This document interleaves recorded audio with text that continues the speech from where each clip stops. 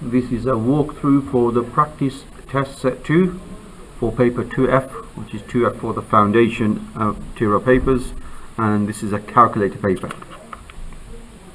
Question 1. Question 1 reads, write 0.013 as a fraction. And the first thing we need to look at, there are 1, 2, 3 digits after the decimal place. So if I multiply this by 1000, I will get 13 divided by 1000 as an answer. Question 2, to convert centimeters to millimeters, I have to times the answer by 10. So that's 6.4 times 10, and that gives me 64. So 64 on the answer line. Question 3. Here is a cuboid. How many vertices does a cuboid have? Well, vertices are the corners. So 1, 2, 3, 4 on this side, and 4, 1, 2, 3, 4 at the back. 1 at the back there, so there will be 8 vertices. For question 4, this is a calculator paper, so I'm going to use the calculator to work this out, and I'll get 7 to the power 4 equals 2401. 2401. Question 5.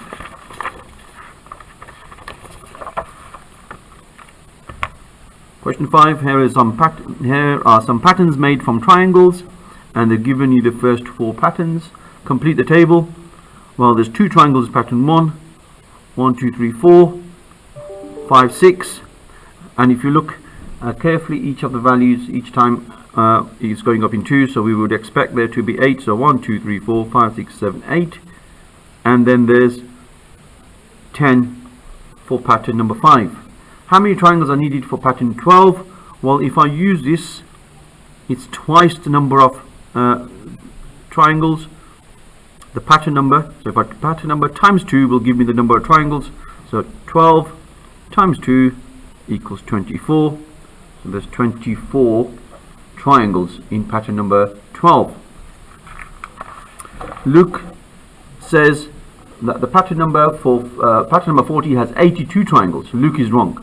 Well, having looked at this first part, what we've said is if I double the pattern number, I'll get the number of triangles. So Luke is wrong, but now we need to explain why. So Luke is wrong because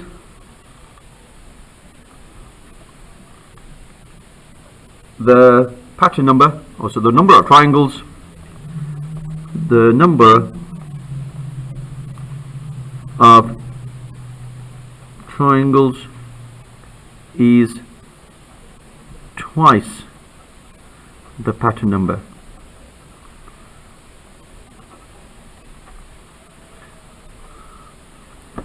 So for pattern 40, for this for the pattern 40,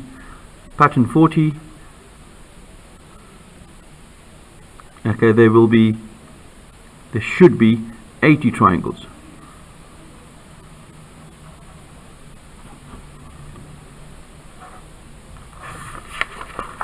Question 6.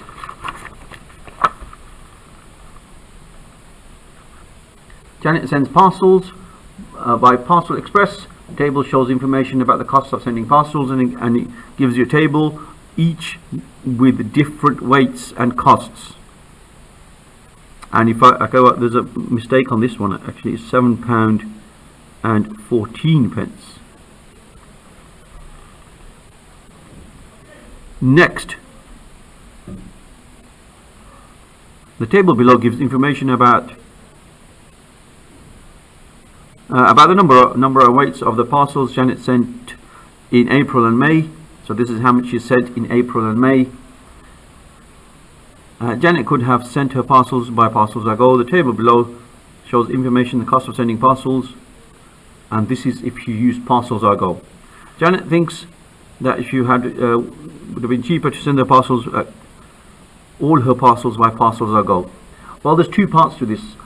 First part, I need to work out the cost of sending the parcels with Parcels Express, and work out the cost of sending the parcels with Parcels Ago, and then compare the two values. So first step, I'm going to work out how many parcels she sent for each of the different weights. So 23 plus 21, and that's 44.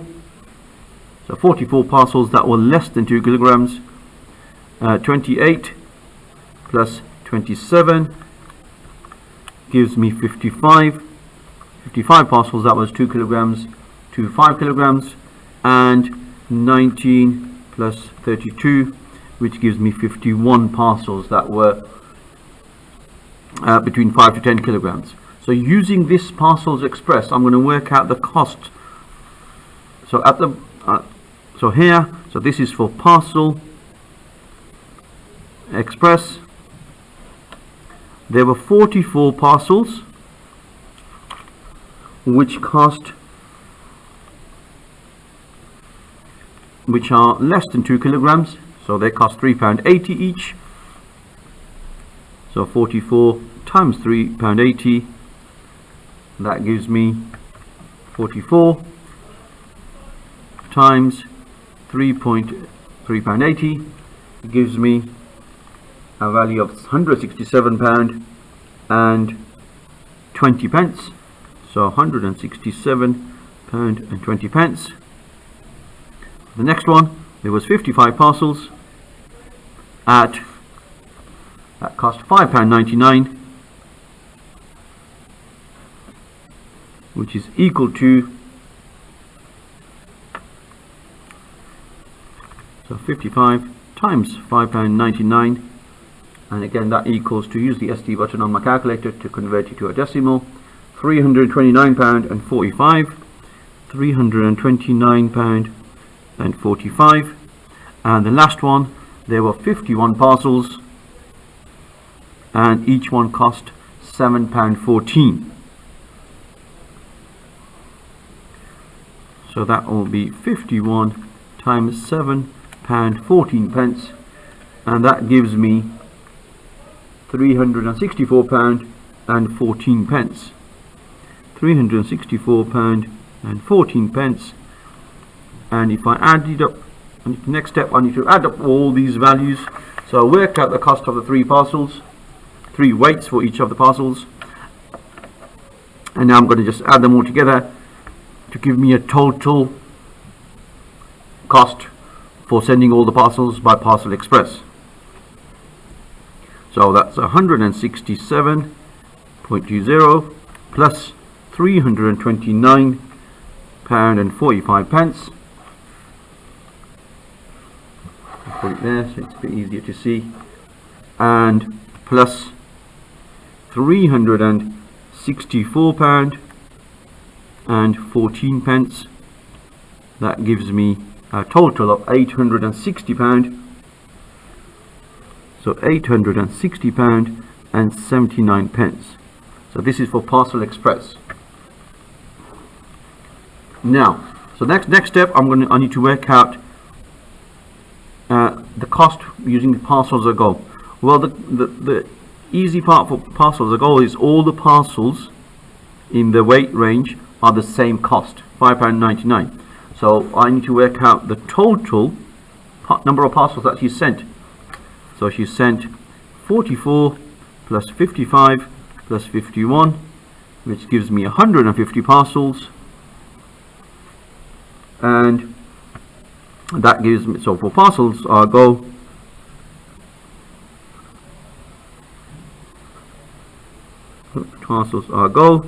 I got 150 parcels times £5.99.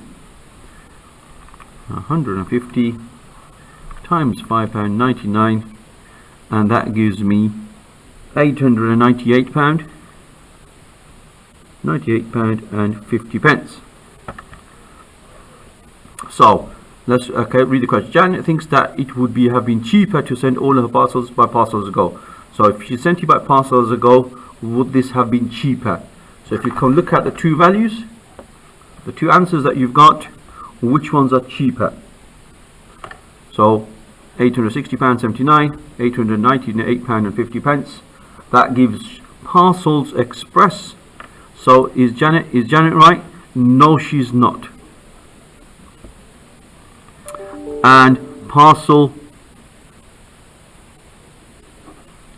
Express is cheaper.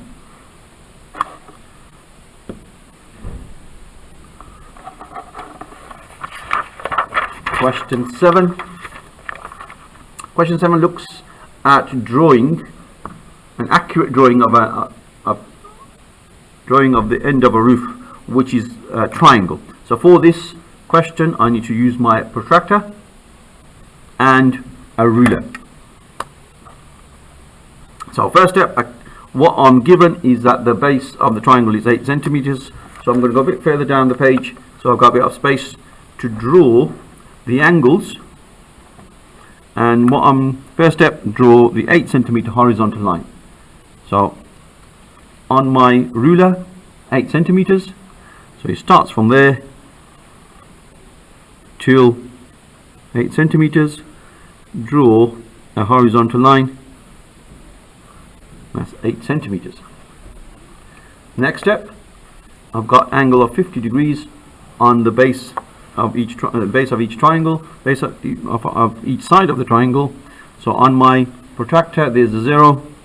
So I'm going to put the 0 on the line and make sure that the cross is at the end of the line. And now I've got, and I need to measure 50 degrees. Well, if I look at this scale, I need to use the inside scale for this side. It goes up to 50 there. Put a mark at 50. And then use my ruler from the end of the line. I'm going to draw, and I'm going to extend that line. Next step, I'm going to this time turn the protractor around the other way, so that again the 0 is on the line, the 8 centimeter line that I drew at the start, with the cross in the middle. Make sure it lines up exactly. Make sure the cross is there at the end, so that the end of the line is there. And again, this time 50 degrees again. Put a mark on 50 degrees. And this time, again, from the end of the line, making sure I go through the angle, I've drawn my 50 degrees. And the last step, I'm going to label the triangle. So that was 8 centimeters. This angle was there at 50 degrees. This angle is also at 50 degrees.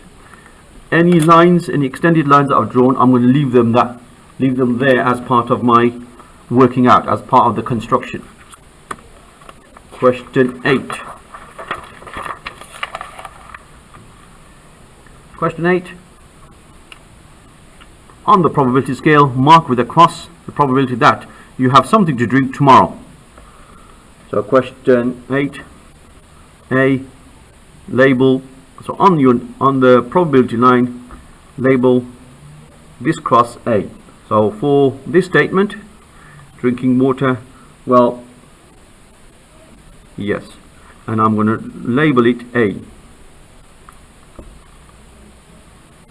Next, a teacher chosen at random was born on a Monday. Label this B.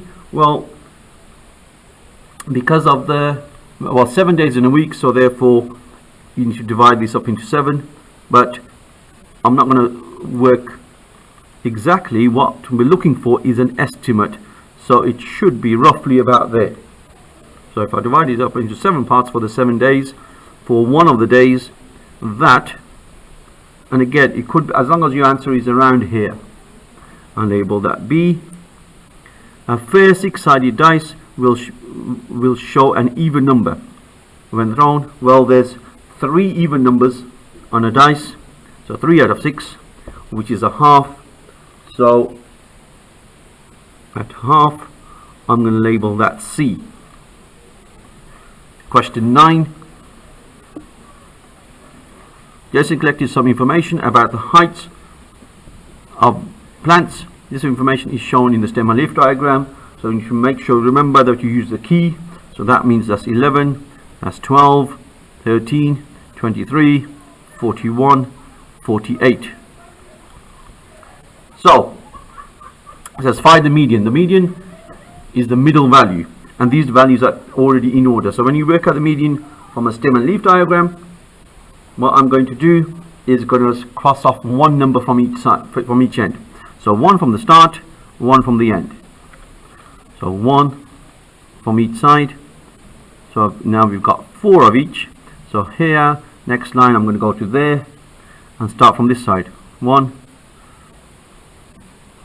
and we should have an equal number. So we've got 1, 2, 3, 4, 5, 6, 7, 8 from there. 1, 2, 3, 4, 7, 8 there. That makes 9 from that side, 9. So therefore that leaves the middle value as that. And now I need to use my key. So 30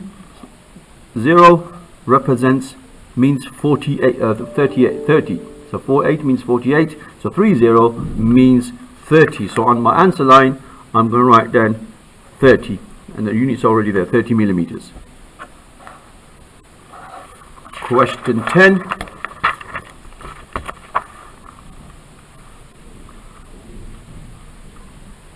Some of the land in the Netherlands is used to grow bulbs. Table shows percentage of this land used to grow the different type of bulbs. So first thing, that if you look at the table, it looks at percentages. Well, percentages should all add up to 100. So for this question, the first part, they all add up to 100. So to work out the missing value, I'm going to subtract all of the known values, all of the ones that I know, from 100 for my answer. So again, I'm going to use the calculator. 100, take away 8, take away 50, take away 12, take away 7, and I'm left with 23. 23. So x is equal to 23%. Now, the area of land used to grow bulbs for hyacinths is 1200 hectares. Work out the area of land used to grow bulbs for daffodils. Well, first part, the hyacinths have got 8%. So 8% is equal to 1200. So first step, I'm going to work out 1%. So if I write 1% there, so I divide this by 8 to get 1%, and I have to divide this by 8 as well to get, so again, calculator, 1200 divided by 8 gives me 150. So that's 1%. And it says work out the land used to grow bulbs for daffodils. Well, daffodils is 12%. So now I need 12%. So I'm going to multiply this by 12, and I'm going to multiply this side by 12 as well. So now 150 times 12 gives me 1800. So on the answer line, I'm going to put 1800, 1800 hectares.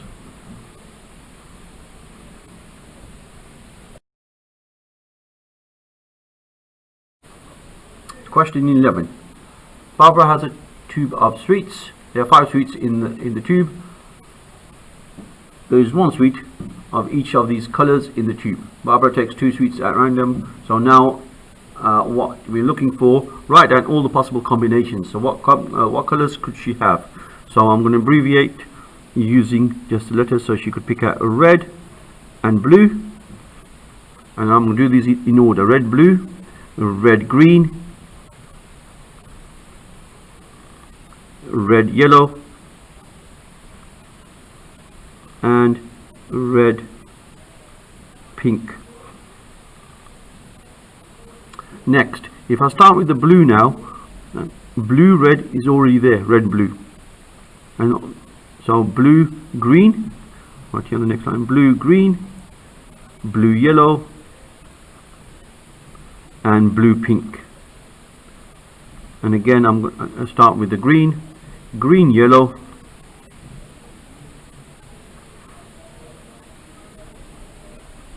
and green pink, and the last one yellow pink. So for this question, okay, because there's only one of each suite, I can't have any repeats because there's only one of each. So therefore there's 10 different combinations. Write down what is the probability that Barbara takes out a suite, red suite, with a yellow suite, a red suite and a yellow suite. So how many reds and yellows are there? Red, yellow, there's only one. So for this question, and there's 1 out of 10. So there's 10 options and one of them is red and yellow. Question 12. Ali takes his car to a garage. The car has a 5,000 mile service. The car has 5,000 mile service. It also has an MOT test. Work out Ali's total bill. Well, if I look at the costing for the 5,000 service, I need to use that, and he also has the MOT, so I need to use the MOT price as well. So there's two values that I need to use. So first step, I'm going to work out the total cost. 79 plus 39, and again I'm going to use the calculator. 79 plus 39 equals 118. But what I also need to work out is add plus VAT for both of them, okay, because they're both adding VAT 20%. So now I need to work out 20%. Sorry, 20% of 118. So that's 20 out of 100 times 118, which gives me £23.60. £23.60. So now the total cost for Ali's, so that's his cost plus the VAT, which is 23, and instead of the VAT I need to add that on. So if I add those two values, so £23.60 plus 118, I get an answer of 141.6, 141.60, 2 decimal places for money. So now my final answer there is £141.60.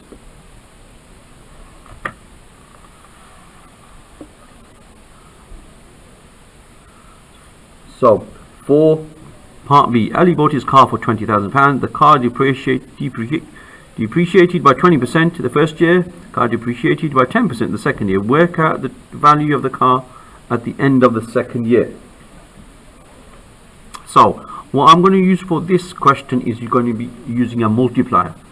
So first part, if his car has lost 20%, so that's 100 take away 20, which is equal to 80%. Now 80% as a decimal is 0.8, and the same again, 100 take away 10 equals 90%, which is equal to 0.9. So, and I'm going to use these values when I work out the value of the car. So for the first year, 20,000 times 0.8. So that gives me the price of the car at the end of the first year. So 20,000 times 0.8, so that gives me 80% of the value left. So now that's 16,000. And now I'm going to use this answer for the second part. So that was the first year. That's the first year, and the second year is now 16,000. And the second year it's gone down by 10%, so there's 90% left, which is 0.9. So 16,000 times 0.9 gives me 14,400. So 14,400 400. So again, on the answer line, I'm going to write that down, 14,400. That's the value of the car at the end of the second year. Question 13. Diagram shows a prism. In the space below, sketch the front elevation from the direction marked with an arrow. So what we're looking at is, what would this shape look like if you were looking at from that view. So if we were looking at it from here, you would only see the front face there, the front elevation. You will not see any of the rectangles on the side. So for this sketch, all I need to do is show that this will be a trapezium.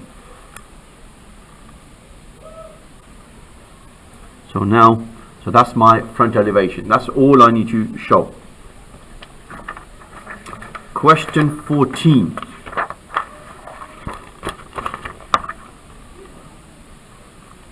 Becky says, when you square a prime number, you always get an odd number. Well, the first prime number is 2. So if I write down an example to show Becky is wrong, so 2 squared, which is 2 times 2, equals 4. So therefore this is showing that Becky is wrong. When you cube a negative number, you always get a negative number. Jamie is right. Explain why. So using an example, minus 1 cube number, minus 1 cubed means minus 1 times minus 1 times minus 1. Well, the first part, minus 2 minuses make up positive. So I'm going to write a negative. So negative times a negative equals a positive. But then if I times that positive with another negative, positive times a negative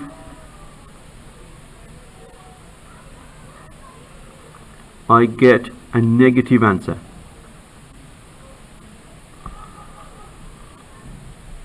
So for this question, all you need to explain that a negative times another negative, the answer will end up as being a negative. Question 15. There's some blue counters, red counters and green counters in a bag. There are twice as many blue counters in the bag as red counters in the bag. There are 3 times as many red counters in the bag as green counters. For the counters, I'm going to write down the ratio of the number of blue counters to the number of red counters to the green counters. So blue counters to red counters to the number of green counters. Okay, so at the end we want a ratio for all 3.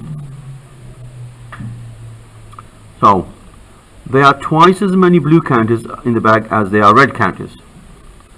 So if there was 1 red counter, there'll be 2 blue. So there's twice as many blue.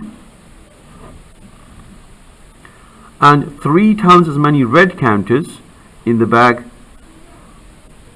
as counters in the green, as green counters in the bag. So for this part, that means there's 3 times as many red. So for every green counter, there's 3.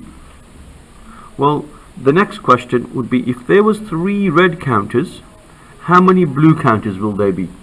Well, if you look at this first part, what we said was there's twice as many.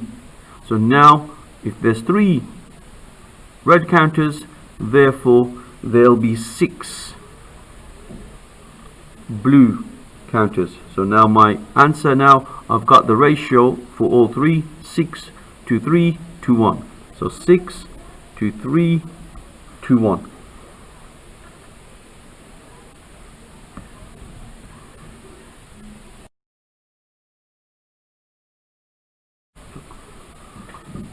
question 16. Lev writes down the following: 2/3 plus 5/8 equals 7/11. Now clearly he's done this fraction incorrectly. All he's done is just added the numerators and denominators. 2 plus 5 equals 7, 3 plus 8 equals 11, which is incorrect. But without doing the exact calculation, explain why Lev's answer cannot be correct. Well, if I look at the two values first, each number 2/3 is bigger than a half. 2/3 is bigger than a half, and then same again. If it was out of 8, 4/5 will be a half. So 4/8 will be a half. So 5/8 again is bigger than a half. So each of these values is bigger than a half. So therefore the answer should have been bigger than 1. But he's got a fraction that's less than 1. So and in your working in your answer, you need to write something in the lines of both fractions are bigger than a half, so the answer should be greater than 1, but his answer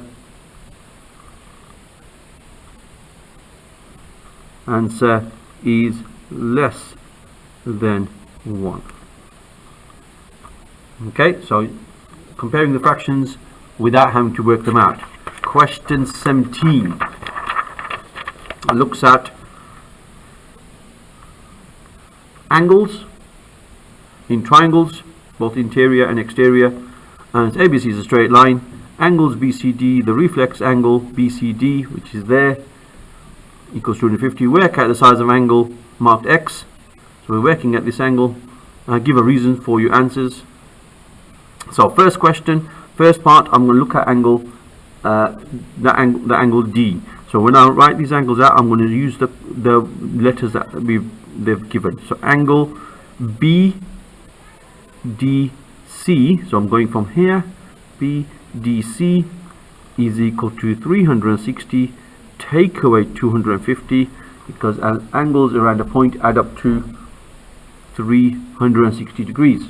So that is equal to 110 degrees. And in the question answers, give reasons for your answers. So my reason for this answer will be angles around a point, and angles around a point add up to 360 degrees. So there's my working out, and that's my reason for that. Next, I'm going to work out this angle here, and I'm going to call it, let's call it Y. And again, I can write down DBC, or angle Y. So I'm going to write DBC is equal to 180, because this is a triangle. Now I'm looking at the triangle, and in here I can actually write down my answer that I worked out there, which is 110 degrees. So 180, take away 110, take away 38. So then that gives me, on my calculator, 180, take away 110, take away 38, which gives me 32 degrees, which is equal to 32 degrees. And again, I can write this down, equals 32 degrees. And again, for this working out, what's the reason for it is angles in a triangle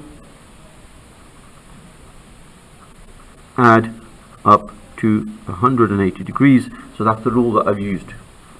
And for the last part, angle X is equal to 180, take away the 32, which is equal to 180, take away 32, which gives me 148 degrees.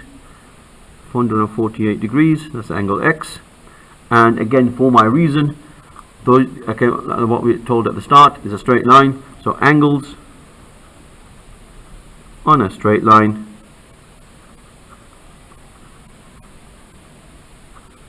add up to 180 degrees. So that's my working out with the reasons for each stage of my working out. Question 18. For question 18, what we're looking at is drawing a graph. We're given y equals 2x minus 3, and to draw this out accurately. So first part, okay, on this question, I've got a blank graph with no axes, so I'm going to have to draw the axes as well. But the first part, I'm going to have to work out the values of x and y for my table. So I'm going to start off with the table. So I'm going to work out x and y, and for the x and y, well, I'm going to choose my own values, but I'm going to use information from the question. So on the question, it says the values of x go from -2 to 3. So I'm going to choose values that fit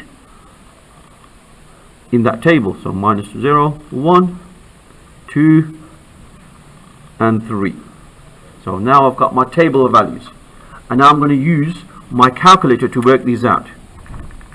So 2x minus 3, so that will be 2 times -2, take away 3. So look at the way I've entered this into my calculator. 2x minus 3. So that's 2x. So each time I've got the x value, I put it into brackets. So 2x minus 3 gives me -7. So I'm going to put -7, first answer there. Next one, 2 bracket -1 minus 3 is equal to -5. -5. Next one again, 2 times 0 is 0, take away 3, that becomes -3, and 2 times 1, which is equal to 2, take away 3 is equal to -1, 2 times 2 is 4, take away 3 is 1, and 2 times 3 is 6, take away 3 is equal to 3. So now I've got my table of values, and now I need to draw my graph out. Well, on my axes, I've got 6, 7, 8, 9, 10, 11, 12. There's 12 squares going across, and I'm going to start with that x values goes from -2 to 3. So from the x value, you need to go from -2 all the way to 3. And then for the y values, it goes up to 3, but it goes all the way down to -7. So therefore, it needs to go to -7. So 0, -1, -2. So what I'm going to start off with is just using my, so what I've done, what I'm looking at is how can I fit these values on. So if I start off with that 3, 2, 1, 0, -1, -2. So therefore, this will be my y axis, and then again it needs to go from 3. So if I do 3, 2, 1, 0, 1, 2, 3, 4, 5, 6. Okay, so that doesn't fit if I use 2 squares at a time. So now I'm going to use 1 square for each number. So if I now draw my horizontal line here, the x-axis, so now that's the x-axis going there, that's the y-axis, and for the x-axis I'm going to use 2 boxes for each number. So that's 0, that's the origin, 1, 2, 3, -1, and -2 there. So again, I've used, make sure those values fit there, and then these values I need to make sure I can get it from, so 1, 2, 3. If I use 2 squares at a time, 1, 2, 3, that fits, but the problem then becomes the 7, because the 7 will not fit there. So I'm going to have to use 1 square at a time. So that's 1, 2, 3, 4, 5, 6, and again I don't need to go that high, but I need to go -1, -2, -3, minus 4, minus 5, minus 6, minus 7, minus 8. So, and the last part is to plot the coordinates. Minus 2, minus 7. So minus 2, minus 7 is there. Minus 1, minus 5. Minus 1, minus 5 is there. 0, minus 3. 0, minus 3. Next one is 1, minus 1, which is there. 1, minus 1. 1, minus 1. 2, 1. 2, 1. And 3, 3. 3, 3. And what we should find, this is a straight line graph, so all of these points should all fit on the graph, on the same lines which they do. And I'm going to draw the line going all the way across, and I can at the end just label my line y is equal to 2x minus 3, 2x minus 3. So that's your final answer.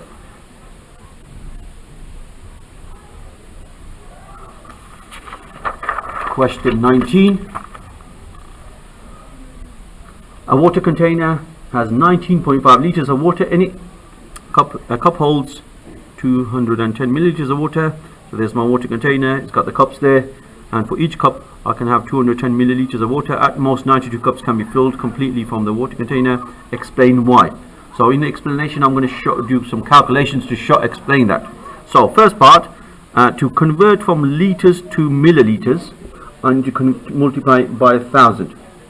So 19.5 liters times 1,000 gives me 19,500 milliliters. Next, for each cup there's a 210, so I'm going to take 19,500 divided by 210, and that gives me 19,500 divided by 210 is equal to, I get 92.857, which is there. And again I'm going to write down the full answer from a calculator. 857.14286. now, so therefore I can have 92.875 cups of water. So why is it that I can only have 92? Well, 92 because I'm not going to have a full cup for the 93rd one, so therefore this only gives me 92. So this, explain why, because this will give 92 complete cups of water.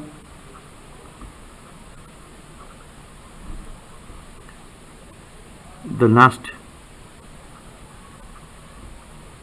cup is not full.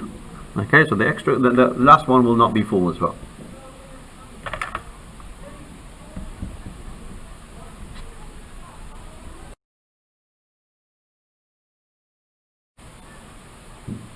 Question 20. Total cost of 3 apples and 4 pears is £1.84, and again the cost of 5 apples and 2 pears is £1.76. This is looking at setting up equations first. So first part, I'm going to use these letters to set up an equation. 3a plus 4p equals 184, so I've converted the pound into pence. And the second one, 5a plus 2p is equal to 176. So what? Now I've got two equations. This is simultaneous equations. Now for simultaneous equations, I am going to use the stop, which is same, take away, opposite, plus. But the first step I need to do is compare the coefficients. Those coefficients are different for the A, for the apples, and for P. But if I multiply this equation by 2, I can get the 4 there. So all I need to do is the next step is going to be to multiply the second equation by 2. So if I times everything by 2 here, I get 10a plus 4p, and 176 176 times 2 gives me 352. So I've times each term in that equation by 2. The first one I'm going to leave it as it is. 3a plus 4p equals 184. And now if I compare the coefficients, those coefficients are the same. So now I'm going to go to my method for the stop. Same takeaway, opposite plus. So the signs are the same for these two coefficients. So I'm going to take away. So 10a, take away 3a gives me 7a. 4p, take away 4p is 0. And for the last part, 352, take away 184 gives me 168. And to work out a on its own, I need to divide both sides by 7. So now a is equal to 168 divided by 7. That gives me 24. Now at the start we converted the money to pence, so that's 24 pence. The cost of one apple is 24 pence, and I'm written that on the answer line. For the second part of this question, I'm now going to substitute this back in to one of these equations, and I'm going to choose let's use the first one. So that's 3 times 24, where a is 24. So I'm using this first equation. 3a plus 4p equals 184. So that's 3 times 24. Plus 4p equals 184. So 3 times 24 is 72. 72 plus 4p equals 184. I'm going to take away 72 from both sides. So I'm left with 4p is equal to 184. Take away 72 is 112. 4p, and therefore I'm going to divide them both by 4. And 112 divided by 4, that gives me 28. So p is equal to 28. So again, I'm going to write that on the answer line. P is equal to 28, and that's the working out for that question. Question 21. There are a total of 120 counters in the box. There are only red counters and blue counters. So there are 3 times as many red counters. So we got red counters and blue counters, and there's only red and blue. So there are 3 times as many red counters. So for every blue counter, there's 3 red counters. And there's 120 in total. So first step I'm going to do is work out how many red and blue counters there are. So for my ratios, first step I always add the ratios, divide it with the total. 120 divided by 4 equals 30, and then I'm going to multiply each ratio. So 30 times 1 and 30 times 3, so that's 90 and 30. So there's 90 red counters and 30 blue counters. For the next part, Carl takes a third of the red counters from the box. So what's a third of 90? So he takes a third of 90. Well, a third, that means third times 90. That gives me, so again I'm going to use the fraction button on my calculator. 1 over 3, a third times 90 gives me 30. So if there was 90 at the start, Carl has taken out 30. So 90 take away 30, so that gives me 60. So there's 60 red counters that remain. And again, do the same thing again. Kerry takes out 80%. So 80% of 30, which is 80 out of 100 times 30, which gives me, and again I'm going to use my calculator, 80 divided by 100, which is 80%, times 30, that gives me 24. So Kerry has taken away 24 counters. So again, from the 30, she's taken away 24. So there's 6 blue counters that remain.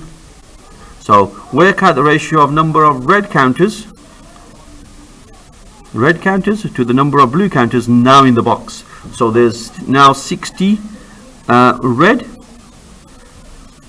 and 6 blue. And now I need to simplify, and says give the answer in simplest form. So I'm going to simplify this ratio. Well, I can divide both numbers, both ratios, both parts of the ratio by 6. So now 60 divided by 6 gives me 10. 6 divided by 6 gives me 1.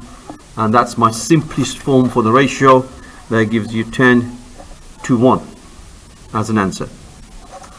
Question 22.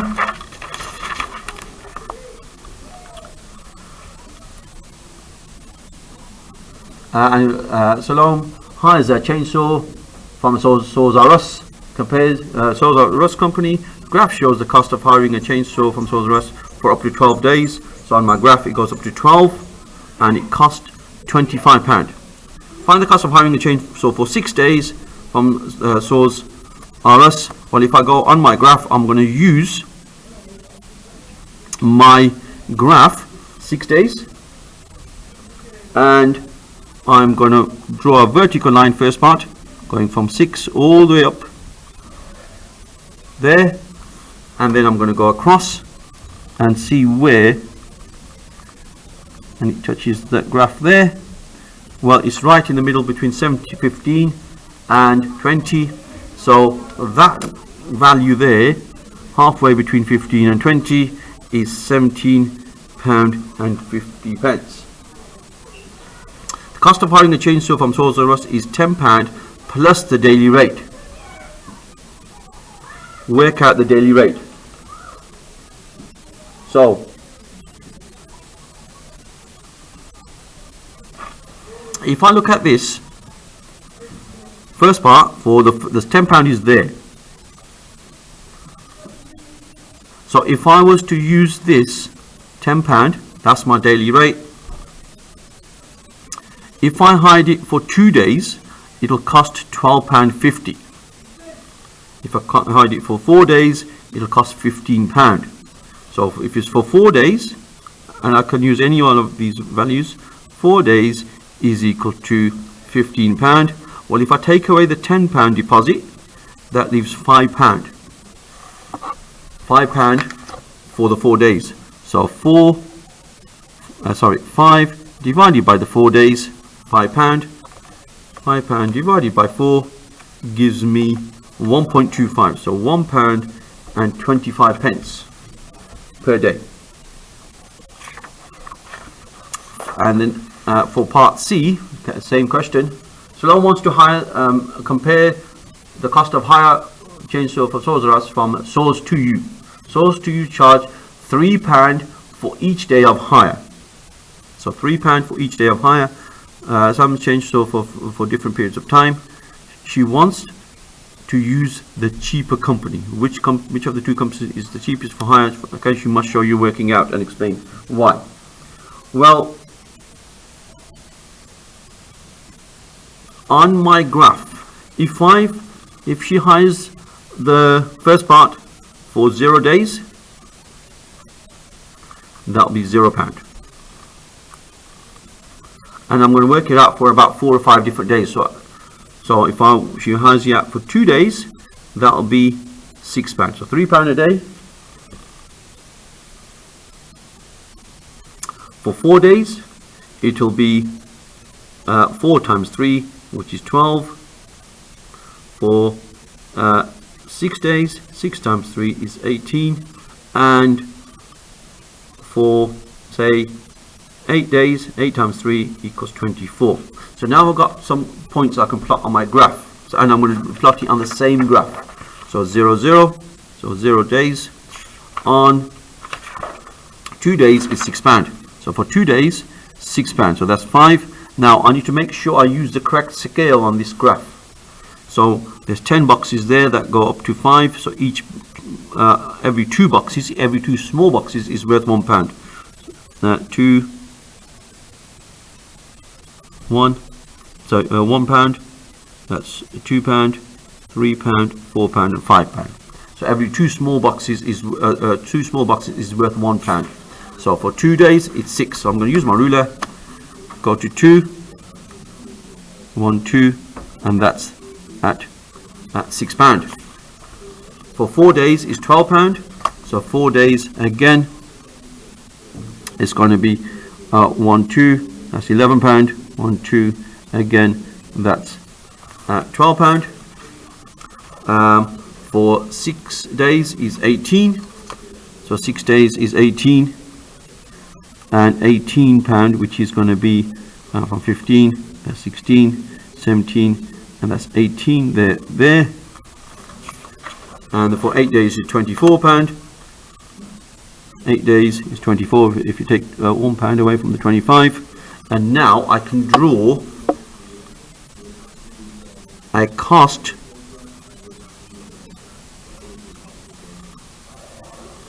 for the second company, which is the source to you.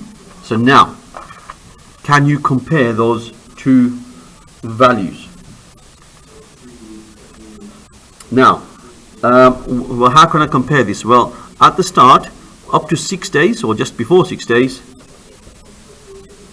the source to you are cheaper.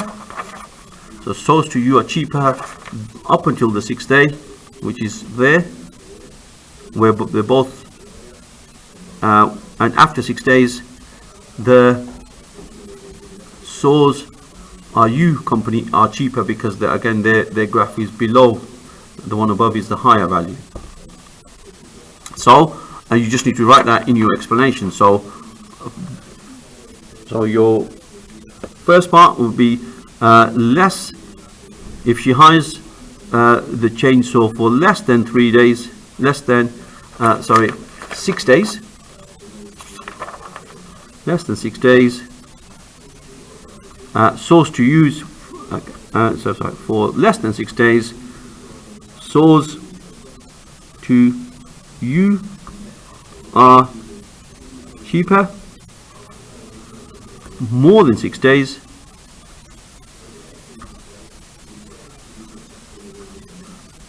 More than 6 days. We've got source are us. Source are us are cheaper. So Salome hires chainsaws for different periods of time. She wants to use the cheaper company, so we've given her an answer that says if it's for less than 6 days, you need to hire it using source for source to you. More than 6 days, it'll be source are us. Question 23. Question 23 looks at a square, and in the square, let's get this back onto focus. Question square has 8.4 centimeters as a side. So because it's a square, I'm going to write 8.4 centimeters as well. Work out the length of the diagonal. Well, the diagonal is from corner to corner, which is from there to there. And now if you look at this carefully, it's actually a right angled triangle. You've got two triangles. So what I'm going to use for a right angled triangle, we are working out the diagonal length. It is to do with Pythagoras.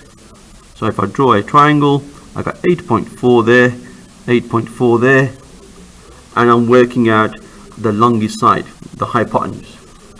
So if I use my Pythagoras' formula, a squared plus b squared equals c squared, I'm going to use that's a and b, a, and again I can write it here, a and b, and call that side c.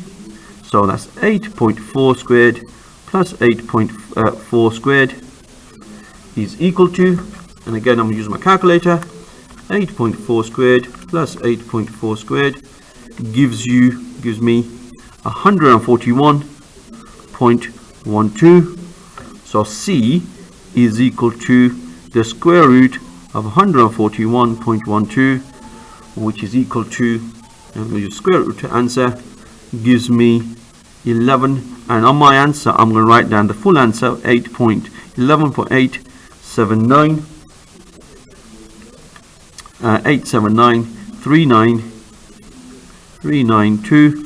And then on the last step, I'm now going to round this up to 3 significant figures. So 1, 2, 3. So I need to round it up to there.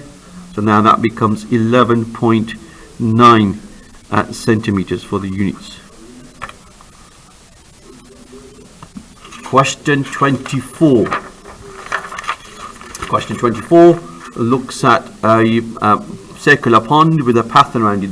The path is in grey with the pond in the centre, and it gives you the radius of the pond, the width of the path. Work out the area. So for circles, area of a circle area is equal to pi r squared.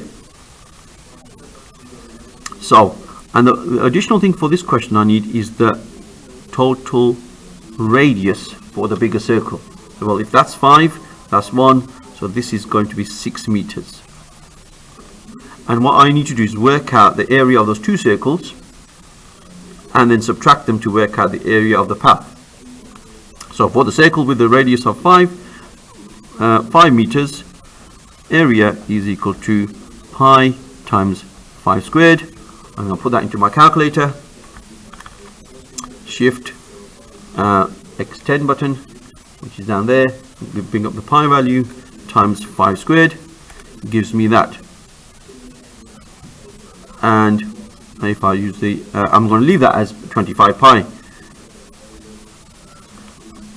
because I'm going to use that in my working out. For r is equal to 6 meters.